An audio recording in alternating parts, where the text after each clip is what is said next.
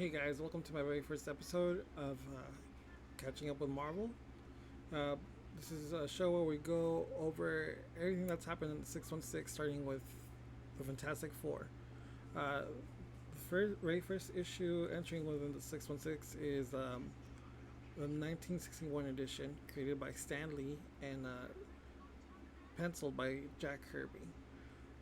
This issue is our first introduction to the Fantastic Four.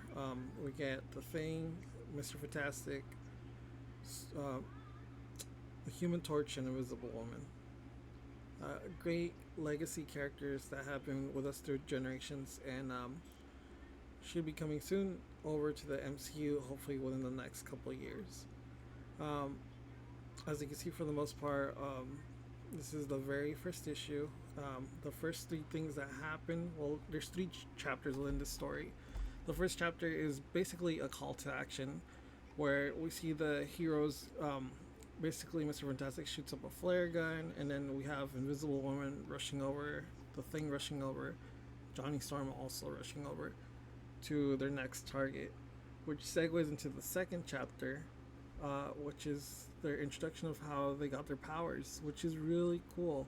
Basically, it's the classic story which we have seen in most of their movies. Where they go up into outer space, and right here is where we start. They basically interact with each other and talk about how they're going to be going up to outer space, and they're going to basically sneak into a ship, I believe it was, and just see what happens. They end up getting their powers. They start feeling a little sick and weird. And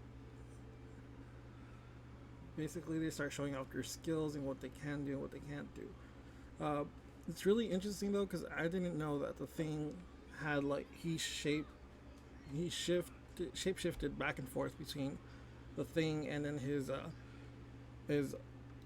original form, his human form, which was basically unstable. And I think it could have been something like where the Invisible or the Human Torch, where he could just go back and forth. That probably would have been a lot easier for him as a character, because he's honestly, I don't know if he's dated as a character or what, but he complains a lot, and it's a little difficult to continue the story with him like without rolling your eyes.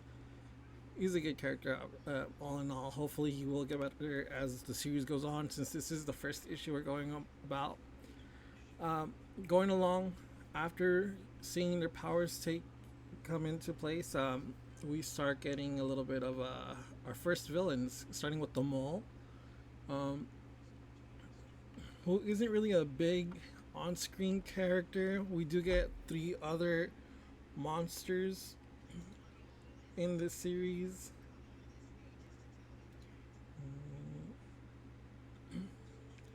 And they're a little bit more regular than the Mole, but well, at least two of them are.